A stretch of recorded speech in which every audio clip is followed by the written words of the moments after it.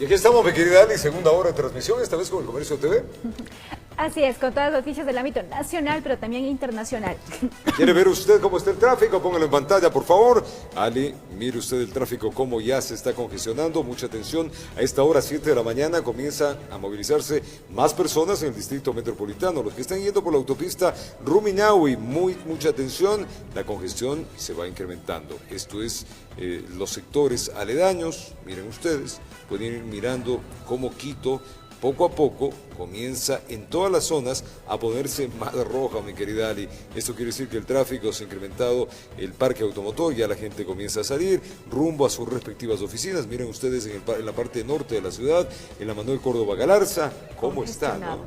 Cómo está el norte de la ciudad de Quito. Esto es el norte, pero bien al norte, como Quito en esa zona de cerca de Pomasqui también presenta un tráfico fuerte. Así que se haga con tiempo, evítese malos ratos. Hay muchas zonas, como usted puede estar viendo de Quito Metropolitano, que tiene cargas vehiculares fuertes. Este es el sector de la autopista Los Chillos, algo ya bajó de subida el tráfico, pero de bajada sumamente roja, lo mismo la Velasco Ibarra o la conocida como la Oriental. Servicio que le damos para que usted siempre esté actualizado con lo que sucede en nuestra ciudad. Así que salga con tiempito de su casa para que pueda llegar bien y tenga paciencia por el tráfico. Empezamos. Les contamos que reformas al Código de la Democracia para evitar partidos políticos de alquiler es lo que sugiere el consejero Luis Verde Soto. Carlos Aguinaga, experto en temas electorales, habla de aplicar mecanismos para impedir la fragmentación de la votación. Echa una radiografía a lo que fue el proceso electoral del pasado domingo. El consejero Luis Verde Soto ve la necesidad de acelerar reformas al Código de la Democracia. De entrada, se refirió a las firmas que a última hora entregan partidos o movimientos políticos a otros para que puedan participar en las elecciones. Los partidos deben tener flexibilidad para alojar posiciones diversas. La idea básica que estamos trabajando es la de un modelo de partido más bien como una plataforma con flexibilidad interna de posiciones internas, pero no partidos de alquiler. Los partidos de alquiler no son dables en ningún sistema político. Un partido es una forma estable de agregación de intereses que debe ser respetada. Otra de las propuestas de Verde Soto es establecer mayores controles. Es obvio que se deben configurar nuevos requisitos para la vigencia de partidos y para el acceso a partidos. Probablemente debamos pensar, no es verdad, en una forma mayor de restricción del financiamiento partidario. No puede ser posible que tengamos este nivel de partidos, esta fragmentación que tiene Ecuador ahora. Carlos Aguinaga, expresidente de lo que en ese entonces era el Tribunal Supremo Electoral, da otras sugerencias para evitar la fragmentación. Investigar las identidades y firmas falsas que hay en esto de los movimientos, ¿sí? Porque a más de que se engaña a la ciudadanía, utilizaron estas organizaciones para fragmentar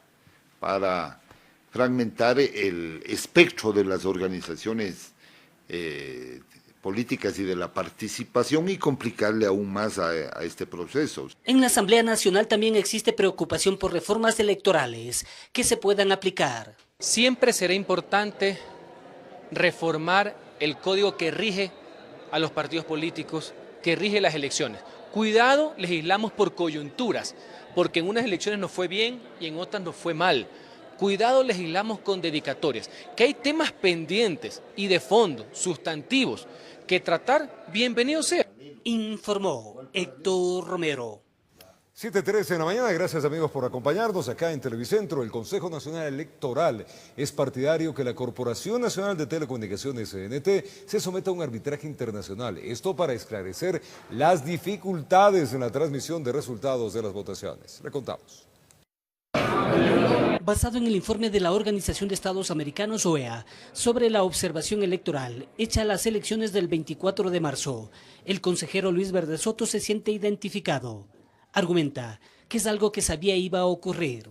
La mayor parte de contratiempos que señala la OEA se debe mejorar, sin embargo fueron trabajados por nosotros durante los 4 meses previos a la elección. Esta consejería se preocupó en hacer varias presentaciones, varias propuestas y seguramente perdió todas las votaciones en el pleno del Consejo. El organismo internacional sugirió volver al sistema tradicional de implementar un conjunto de urnas, dependiendo de las dignidades, y no una sola. Esta fue nuestra propuesta también y ha sido la propuesta de varias misiones diplomáticas en el Ecuador. No es admisible tener una sola urna grande porque aquello simplemente dificulta las elecciones a propósito de un ahorro muy pequeño, insignificante. Por otro lado, el consejero se refirió a las dificultades que se registraron en la transmisión de resultados. Yo lo que conozco es la reclamación que está haciendo CNT que dice, si ustedes me quieren imputar una responsabilidad, vamos a un arbitraje internacional, y yo creo que es lo más adecuado. Reitero, el proceso de captura de la voluntad estuvo bien, pero cuando eso no termina bien, obviamente se daña y se empaña todo el proceso. Informó Héctor Romero. Se puede decirles que una mayoría en la Asamblea impidió que se apruebe una resolución en la que pedían que el Pleno del Consejo Nacional Electoral acuda o vaya a la legislatura para que responda ante las denuncias de supuestas irregularidades en el último proceso electoral. Le contamos. Fueron 4 horas de debate. El correísmo buscaba que el Pleno del Consejo Electoral sea obligado a acudir a la Asamblea para que responda por lo que catalogan un apagón digital que pone en duda el resultado de las elecciones del pasado domingo. Decían que era increíble que durante horas el país no conocía los resultados de las elecciones y que eso hay que aclarar. Sin duda tienen que venir y nosotros debemos valorar si acaso hay los méritos suficientes para iniciar un juicio político. Esto es fundamental. No puede quedar en el aire todas las deficiencias de este Consejo Nacional Electoral. En las bancadas de oposición había consenso en torno al pedido, pero decían que era necesario que primero concluya el escrutinio y que una vez terminado el periodo de elecciones, los vocales sean convocados a comparecer. ¿Estoy de acuerdo con la comparecencia? Sí. Estoy en desacuerdo con el juicio de valor de la irregularidad. Eso se determinará una vez que termine la comparecencia y con los elementos del juicio político, si es que cabe y si es que lo promueven. Es imposible que nosotros llamemos al CNE si no se han proclamado los resultados oficiales. Es inaceptable que lo hagamos, porque lo que tenemos que hacer es control post-elecciones. Y ahí es donde ejercemos nuestro rol fiscalizador y lograremos determinar si hubo o no un problema. Todo daba a entender que el pedido tendría un apoyo mayoritario, pero aparecieron dudas en torno a esa resolución en las diferentes bancadas de oposición que no terminaban por convencerse. Finalmente, una votación dividida. Los correístas votaron a favor. En el bloque morenista fue una amalgama de decisiones, entre votos a favor, abstenciones y en contra. Lo mismo sucedió en la oposición, que en su mayoría decidieron abstenerse. Finalmente, el pedido del sector correísta no obtuvo apoyo, aunque en la legislatura dejan abierta la posibilidad que una vez concluido el periodo de elecciones, se pueda llamar a los vocales del CNE para que den explicaciones de las denuncias presentadas ante el Pleno de la Asamblea Nacional. Informó Javier Gallo. Y la Asamblea Nacional se solidarizó con el presidente Lenín Moreno y condenó la violación de su privacidad tras la filtración de imágenes publicadas en las redes sociales. Desde el gobierno, el vicepresidente anunció una investigación al respecto. En un acalorado debate, la moción planteada por el asambleísta oficialista César Litardo fue aprobada por 66 legisladores de los 95 presentes. Más allá de nuestras tendencias políticas como tal, creo que es fundamental que rechacemos tajantemente que se viole la privacidad y la intimidad de un ecuatoriano para dañar su honra y para hacerle un daño político. En la resolución se hizo extensiva la solidaridad con cualquier ciudadano cuya intimidad haya sido violentada. Esto fue propuesto por el ala correísta, que en su mayoría se abstuvo de votar a favor. De modo que repudiamos cualquier intromisión y cualquier daño a la vida personal, al buen nombre, pero la resolución, señora presidenta y colegas asambleístas, debe ser para todos los casos. La moción nace a raíz de una serie de publicaciones hechas en redes sociales, en donde se muestran imágenes privadas y conversaciones íntimas tomadas de los celulares personales del presidente Lenín Moreno y su esposa Rocío. Esas bajezas de exhibir la intimidad del mandatario y de unirla a esa denuncia que ustedes tienen de los INA Papers, que si son serios, deberán probarlas en los tribunales de justicia. Con esta resolución también la Asamblea Nacional plantea el pedido al canciller José Valencia para que investigue el grado de participación de Julian Assange en la filtración de documentos personales del presidente Lenín Moreno. En Cancillería ya se evalúa qué acciones tomar, pues las publicaciones efectivamente fueron filtradas por el portal Wikileaks, vinculado a Julian Assange. Mientras tanto, el vicepresidente de la República, Otto Sonnenholzner, quien también rechazó estas publicaciones, anunció una investigación. Es una bajeza terrible. Después de que le hurgan en lo más íntimo de su vida, lo único que encuentran es que es un hombre de familia que quiere a su mujer y a sus hijas. Informó Carolina Basante.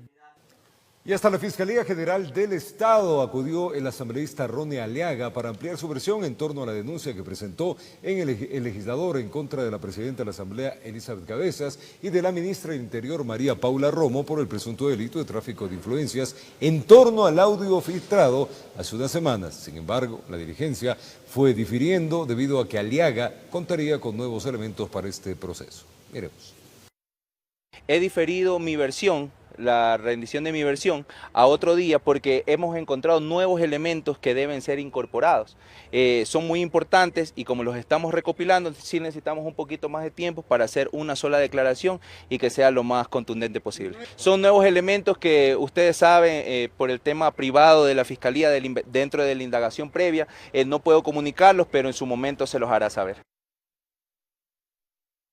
El ministro de Energía y Recursos No Renovables, Carlos Pérez, mantuvo agenda en el cantón Aguarico, provincia de Orellana, junto al secretario del Agua, Humberto Cholango, y la ministra del Ambiente subrogante, Carolina Zurita. Las autoridades visitaron la parroquia Puerto El Quinche, donde se inauguró un proyecto de agua potable.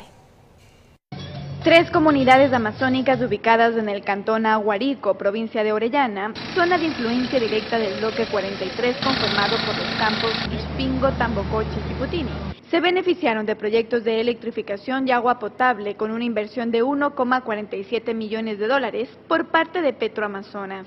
Con la finalidad de mejorar y aportar a los indicadores de disminución de pobreza, de las necesidades básicas, contribuyendo con proyectos importantes como luz y agua potable, los que nos convocan el día de hoy. Estos proyectos se realizan en cumplimiento del convenio de compensación. Específicamente, este sistema de agua potable beneficia a 480 pobladores de la parroquia Puerto El Quinche. Muchas de estas iniciativas se ejecutan en favor de las comunidades y están enfocadas a ofrecer servicios básicos como salud, educación y vinculación directa con actividades productivas. Los comuneros cuentan cómo debían abastecerse de agua antes de la entrada en operación de la planta. Nosotros teníamos que coger esas aguas contaminadas que se llama del río Napo. O sea, ahora ya tomamos una agüita más limpia y eso nos abastecía bastante. Sí, el beneficio a nosotros, ¿no? Pero además de este proyecto, se inauguró otro de electrificación que beneficiaría a 300 habitantes de las comunidades Sinchichicta y San Vicente. Una inversión de sobre los $700,000. Esto ha permitido reactivar la economía, invertir en servicios y mano de obra local. El recorrido para la inauguración de estos proyectos lo realizó el ministro Carlos Pérez de Energía y Recursos No Renovables, acompañado del secretario de Agua, Humberto Cholango, y la ministra del Ambiente subrogante, Carolina Zurita. Con imágenes de Omar Flores desde la provincia de Orellana, informó Andrea Orbe. Al retornar, muchísima atención, el ministro español de Exteriores solicitará la exención de visa Schengen para los ecuatorianos. 7:17 de la mañana, gracias amigos por acompañarnos en este día viernes. Maneje con cuidado, se viene rico, que acá les seguimos contando las informaciones. Este día jueves 28 de marzo en el Palacio de Gobierno fueron recibidos por el presidente Lenín Moreno, el ministro español de Asuntos Exteriores, Josep Borrell, y Federica Mogherini, alta representante para Asuntos Exteriores de la Política y Seguridad de la Unión Europea. En las dos audiencias se abordaron temas de cooperación bilateral, comercio y temas también migratorios. Escuchemos. La cita con el ministro español de Exteriores, Josep Borrell, estuvo prevista para las 4 de la tarde de este miércoles. El diplomático fue recibido en Carondelet por el primer mandatario Lenín Moreno. Hemos tratado los temas de común interés. No digo problemas porque no tenemos ninguno, afortunadamente, en unas relaciones bilaterales que son muy positivas. Borrell expresó que la reunión mantenida con el jefe de Estado fue fructífera, pues se trataron temas trascendentales como la búsqueda de una solución a la crisis humanitaria que vive Venezuela. La cooperación que se pueda generar entre las dos naciones fue otro de los puntos expuestos. Hemos hablado de qué manera la cooperación española desarrolla sus actividades en Ecuador. Mañana tendré la oportunidad de visitar algunos de los proyectos que se desarrollan en la costa de viviendas antisísmicas. También se refirió a que hará todo lo posible para conseguir un acuerdo dentro de los países europeos que haga posible la exención de la visa Schengen. Y he comprometido todo el interés de España en que la Unión Europea acepte que los ciudadanos ecuatorianos no tengan que solicitar visado, como ahora ocurre y como ya no ocurre con los peruanos y los colombianos. Así también el ministro español de Exteriores destacó las excelentes oportunidades que tienen las empresas españolas para participar en la edificación de infraestructuras en el país. Y junto con el presidente y sus ministros hemos visto las posibilidades que tienen las empresas españolas de participar en la construcción de infraestructuras en este país, especialmente las ferroviarias. De otra parte, Federica Molleri, alta representante para Asuntos Exteriores y Política de Seguridad de la Unión Europea, quien tenía una reunión planificada con el presidente de la República al mediodía de este jueves, manifestó que Ecuador es un socio muy importante para la Unión Europea y resaltó las excelentes relaciones bilaterales que permiten oportunidades de crecimiento comercial tanto para el país como para los países miembros de la Unión Europea. Informó Javier Rosero. El ministro de Energía y Recursos No Renovables, Carlos Pérez, en su recorrido por la provincia de Orellana, se refirió a las declaraciones de Petroecuador sobre el incremento en el presupuesto para los subsidios. Escuchemos sus declaraciones. Es parte del manejo del presupuesto del Estado. Habrá que ver qué necesidades hay más adelante y ya el Ministerio de Economía y Finanzas tendrá que analizar a ver si se requiere hacer algún ajuste adicional en los combustibles que no impacten en general a la población, sino más bien a otros estratos económicos en el país. El señor presidente de la República ha decidido que no va a tocar el gas y que no va a tocar el gas de uso doméstico y el diésel para el transporte pesado. Esos son dos combustibles que no se van a tocar. Los otros siempre están bajo análisis, no hay una decisión en este momento de si hay que hacer algún cambio o no. Seguimos adelante acá en las informaciones, en la primera entrega de ese día viernes de los noticieros de Televicentro. Activistas LGBTI, grupos pro vida, están en la expectativa de la resolución que tome la Corte Constitucional este viernes sobre una opinión solicitada por la Corte Provincial de Pichincha sobre el matrimonio igualitario en nuestro país. Le contamos. Este viernes 29 de marzo, la Corte Constitucional se pronunciará sobre el caso de Efraín Soria y su pareja Javier Benalcázar, a quienes el registro civil rechazó casarlos en mayo pasado. Luego de esto, la Corte Provincial consultó a la Corte Constitucional si es que en Ecuador se puede aplicar la opinión consultiva 24 de la CIDH, en donde se señala derechos favorables para los LGBTI, entre ellos el matrimonio igualitario. Demandamos por lo menos que en la formalidad tengamos los mismos derechos. Los activistas de este sector consideran que el país debe adoptar esta opinión, pues dicen es su derecho. Somos ecuatorianos y aquí queremos casarnos, somos ecuatorianos y aquí estamos haciendo nuestra vida. No queremos irnos a otro lado a casarnos, ni queremos ir a otro lado a vivir nuestra sexualidad y nuestra humanidad. Sin embargo, la Constitución ecuatoriana establece que el matrimonio exclusivamente es la unión entre un hombre y una mujer. Para cambiar esto sería necesaria una reforma de la Carta Magna. La única que puede reformar es, en el Ecuador, la Constitución, es el pueblo ecuatoriano, es cambios básicos a través de la Asamblea Nacional y la Corte Constitucional no puede legislar. No puede reformar una simple opinión consultiva la Constitución del Estado ecuatoriano, que además ni siquiera la pidió el Ecuador para su legislación, la pidió Costa Rica para su legislación civil. Representantes de ambos sectores estarán presentes en la audiencia pública de este viernes. Una vez que la Corte Constitucional dé su interpretación, la Corte Provincial podrá emitir un fallo al respecto, informó Carolina Basante.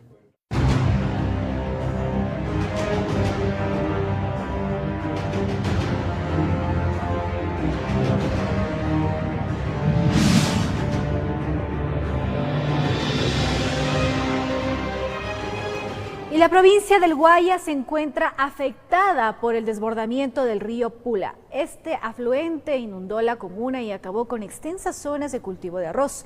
Por ese motivo, los habitantes solicitan ayuda inmediata. Solo el fenómeno del Niño del año 1997 logró superar la realidad que hoy están atravesando. Desde aquella época sus calles nunca se inundaron como ocurre en la presente temporada de invierno. Ya tenemos 15 días así que no baja el agua. Recién está comenzando a bajar un poquito. Por lo menos llegó más de 2 cuartas, cada más de media vara que dentro en casa. El río Pula, que divide los cantones de Salitre y Santa Lucía, hoy sobrepasó su nivel, llegando a tomarse el 80% de las calles en la parroquia Junquillal.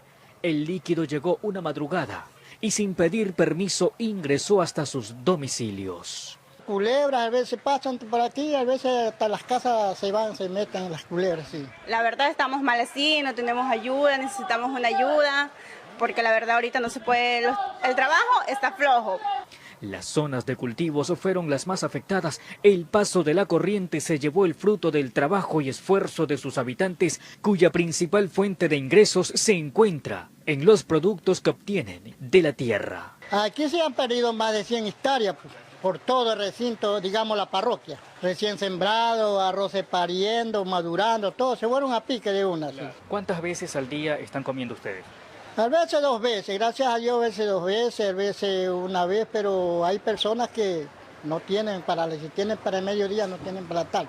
Por ese motivo aspiran que pronto llegue la ayuda, raciones alimenticias para sobrevivir en el día a día y semillas para volver a sembrar lo perdido. Que nos ayudaría, nos vengan a dejar más que sea una fuente de comida para poder alimentarnos bien, pues igual. Necesitamos ayudas todos los moradores. Y a las autoridades, a los que están de turnos, para que nos ayuden con raciones alimenticias a nuestra gente está sufriendo. Informó José Morales. Y muchísima atención, hace breves minutos el presidente de la República, Lenín Moreno, en su cuenta de Twitter, indicó lo siguiente. Mediante decreto ejecutivo dispuse una ayuda SOS de $50 por única vez a nuestros compatriotas beneficiarios de los diversos bonos que otorga el gobierno de todos y que haya sido afectados por el temporal invernal. El respaldo a quienes más nos necesitan es permanente. Lo dijo hace breves minutos en su cuenta de Twitter el presidente de la República. Usted no se separe de nosotros, que en breve retornamos con más. Seguimos con más información. Una investigación del portal Miami Herald revela vinculaciones entre propiedades millonarias y John Pollitt, hijo del excontralor general Carlos Pollitt, quien se encuentra prófugo de la justicia en Miami. Una investigación del portal estadounidense Miami Herald revela que el nombre de John Pollitt, hijo del ex Contralor General de la Nación Carlos Pollitt, figura en la compra de 3 propiedades millonarias ubicadas en el sur de Miami, en los Estados Unidos. El costo total de estos bienes están avaluados en $7 millones y su compra fue hecha a través de compañías. La primera propiedad se trata de una mansión lujosa ubicada en Coral Gables con un costo de $3.4 millones. Esta se habría adquirido en febrero del año 2016.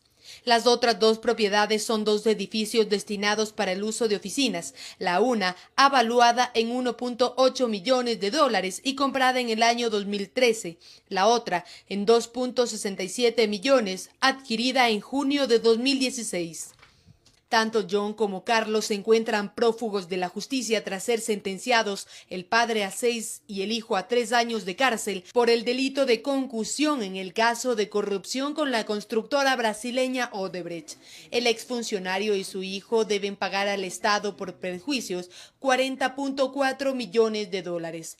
Ante esta publicación del portal estadounidense, el ex contralor Pollitt se pronunció en su cuenta de Twitter. Rechazo las interpretaciones de la nota publicada hoy en el portal Miami Herald, donde se insinúa sin prueba alguna que mi hijo John es propietario de lujosas mansiones en Estados Unidos. Mi hijo John no es propietario de ninguna propiedad. Los bienes que tiene son fruto de su trabajo. Este es un esfuerzo más de involucrarme en el escándalo de Odebrecht. Como no me han encontrado nada, ahora van por mi familia. Informó Valeria Navarro. 7:32 en la mañana, es tiempo de contarles que abandono y archivo del recurso del hecho es lo que declaró la Corte Provincial del Guayas respecto al caso del exministro Iván Espinel. Los detalles de esto le contamos en el siguiente informe. Veamos. Durante horas del mediodía del jueves, la Corte Provincial del Guayas declaró abandono y archivo del recurso de hecho por parte del ex ministro de Inclusión Social Iván Espinel. La defensa del exfuncionario daba su lectura respecto a lo ocurrido. Esta defensa había desistido de este recurso semanas antes el doctor Espinel presentó un escrito de desistimiento con su firma y rúbrica, que conforme con la ley debía ser reconocido. En vista de que él no puede, por sus propios medios, acercarse de forma voluntaria a reconocer la firma, tenía que haber sido trasladado hace ya varias semanas también para que reconozca su firma, situación que no ocurrió no por voluntad de la defensa, sino porque el Centro de Privación de Libertad donde se encuentra no lo trasladó. De su parte, Fiscalía también se pronunció respecto a la audiencia. Hay diligencias pendientes, aseguraron, las cuales se darán en los próximos días. El tribunal está resolviendo, sin embargo la audiencia se debe a la presentación del recurso de hecho que presentó el procesado Iván Espinel por la prisión preventiva que pesa en su contra y que fue dictada por un juez de Durán en este caso. No es fundamentado, entonces el recurso es declarado desierto y se archiva el recurso. Como esta diligencia tiene que ver vinculadamente con la diligencia programada para el juicio de lavado de activos, que es creo que la próxima semana, entonces todo se va a revisar en esa audiencia de juzgamiento, en ese juicio de lavado de activos. Informó Julio César Saona. La Corte Constitucional resolvió dejar sin efecto la solicitud de documentos a los ciudadanos venezolanos que ingresen a Ecuador. Cabe recordar que se exigía un pasaporte a los venezolanos con 6 meses de vigencia o la presentación de la cédula apostillada o el pasado judicial. Vamos ahora con las noticias de nuestra ciudad y del país. Sofía Vintimilla está desde el barrio Osorio. La solidaridad debe ser parte de nosotros y por eso los vecinos están organizando una colecta. ¿Para qué? Ayudar a los damnificados de este aluvión que se registró el viernes pasado. Así que, Sofía Vintimilla, vamos contigo. Adelante, Sofía. Okay. Estás al aire, Sofía. Adelante. Roberto, amigos, que tengan un excelente día. Así es, aquí estamos en el barrio Osorio. Recordemos que el pasado viernes, lastimosamente, un aluvión destrozó varias de las casas y ahora la comunidad solidaria va a apelar al corazón de todos los capitalinos, puesto que el día domingo se realizará aquí una gran colecta para obviamente ayudar a todas estas personas que perdieron en algunos casos sus negocios y en otros también sus viviendas. Vamos a hablar entonces con una de las presidentas y organizadoras de esta colecta, la señora Inés, para que por favor nos enumere cuáles son las cosas que van a recoger y también saber en qué horario va a ser el día domingo. Buenos días, nosotros invitamos a todos los vecinos y vecinas que por favor nos colaboren en el tema de útiles de aseo. Necesitamos también víveres secos, necesitamos cocinas, tanques de gas, válvulas, ollas, platos, y vamos a estar aquí en el Centro Infantil Ositos Traviesos el día domingo de 8 a 12. Es importante también hacer saber que muchas personas han perdido sus lugarcitos de trabajo, han perdido talleres, la maquinaria, ha perdido la papelería que tenían y ese era un medio de ingreso para la familia, que por favor ahí se perdieron computadoras, todo lo que es papelería. Entonces esperemos que la comunidad nos pueda colaborar y también es importante señalar que las autoridades hoy tienen una reunión a partir de las 8 de la mañana con ellos para ver también cómo ellos pueden colaborar, ¿no? Así es, tenemos una reunión a las 8:30 con la Administración Municipal Eugenio Espejo para evaluar en qué estado están las condiciones del barrio y todas las personas que han perdido los daños. Eso va a ser importante para desde ahí seguir coordinando la atención que ha quedado incompleta. Bueno, ustedes pueden ver en estos momentos en imágenes cómo ya al menos están limpias todas las vías y se ha tratado también de las casas, de los terrenos, lo que quedó de las casas también limpiar para que así sea mucho más fácil al menos la movilidad y si es que llueve nuevamente sea mucho más seguro para esta comunidad. Vamos a hablar entonces también con una de las señoras que perdió su casa porque realmente desesperados. Usted está viviendo donde una familia cercana. Estoy viviendo ahí, me dieron la posada, señorita. ¿Qué es lo que necesita urgentemente? Tengo que hiciera mi casita, no tengo ni en qué cocinar, ni en qué comer, nada, no tengo, señorita, por favor. Esperemos entonces que toda la comunidad sea solidaria. El día domingo no se olviden de 8 de la mañana a 12 del día aquí en el barrio Osorio, en la guardería. Por favor, vamos a hablar con la presidenta para que nos reiteren únicamente la dirección y así todos queden cordialmente invitados. Ya, la colecta solidaria vamos a realizarlo en el Centro Infantil Ositos Traviesos desde las 8 hasta las 2 de la tarde, ubicado en la calle Manuel Valdivieso y calle D. Le agradecemos infinitamente. Bueno, esa es la información aquí. Esperemos también que se concrete esta reunión con las autoridades y desde ese medio también estas alrededor de 10 casas que fueron las más afectadas también puedan buscarse la manera con este fondo de emergencia para que se puedan volver a construir y estas 100 personas afectadas con el corazón solidario de todos y también del barrio el domingo tengan mejores días. Esa es la información. Roberto, ustedes continúan. Gracias a Sofía Intimida, vecinos. Un abrazo solidario para ustedes. Abuelita que no tiene que comer, seguro hoy día muchos le van a dar a usted alimento, le van a dar cariño y sobre todo solidaridad. Esta noticia la ampliamos en el primer noticiero de la comunidad. Una pausa, ya venimos. Un video captó el instante cuando varios jugadores de fútbol protagonizaron una gresca en una de las canchas del Parque Samanes al norte de Guayaquil. La representante de este espacio recreativo se manifestó respecto a este suceso. De pronto el espíritu deportivo se transformó en ira, rabia, coraje, detonando en un fuerte impasse entre algunos jugadores amateur de fútbol y quedando registrado como una gran pelea. La cancha de fútbol de pronto se convirtió en un ring de lucha. Uy, Dios mío, pero así tampoco. Transcurrían los segundos y los ánimos, lejos de aplacarse, seguían subiendo de tono. Las cosas se agravaban. ¡Que no se venga para acá! Todo terminó en tremenda gresca. La policía tuvo que intervenir para separar a los jugadores.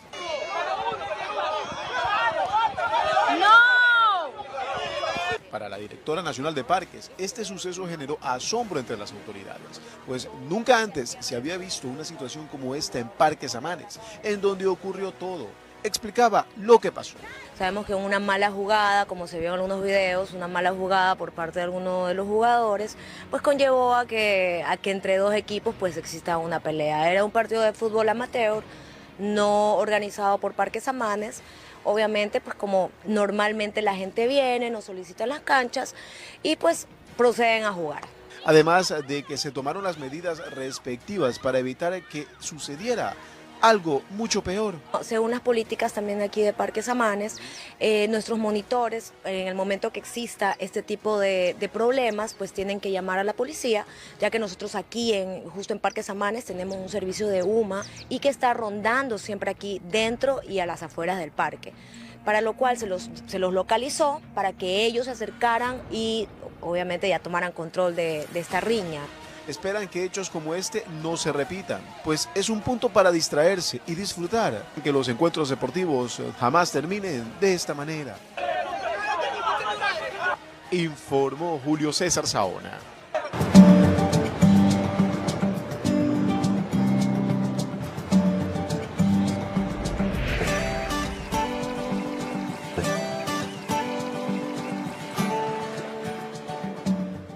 Nuestro país tiene una oferta de dulces realmente espectaculares y son una opción que tienen los turistas para disfrutar, los que visitan, claro, nuestra querida capital. Las colaciones, las quesadillas y la espumilla son parte deliciosa de los sabores tradicionales. Veamos. Los dulces tradicionales de Quito nos transportan a la infancia. Los intensos sabores, recetas milenarias y el amor de las manos que los preparan hacen de las golosinas quiteñas una fiesta para el paladar. Uno ve las personas que ven la espumilla, se recuerda a la niñez, o uno ve los juegos de antes, entonces también se recuerda a la niñez. Entonces nunca se quisiera que se pierda, es algo tradicional que siempre tiene que perdurar. Las colaciones, las quesadillas, los pristiños y la deliciosa espumilla son parte de los sabores patrimoniales del Ecuador. Son parte del patrimonio intangible de nuestra ciudad y por lo tanto de nuestro país. Entonces estamos en la obligación de mantener estas tradiciones como lo hacen en muchos otros países. Y en el centro histórico existen locales que los fabrican artesanalmente. Este es mi trabajo, esto me gusta. Nosotros elaboramos todos los dulces típicos de Quito, que tienen bastante acogida aquí en Quito, pues para los turistas, para las personas de aquí mismo. Estos dulces con asombroso colorido e intenso sabor se convierten en una de las tantas razones por las que Quito es una ciudad preferida por turistas locales y extranjeros.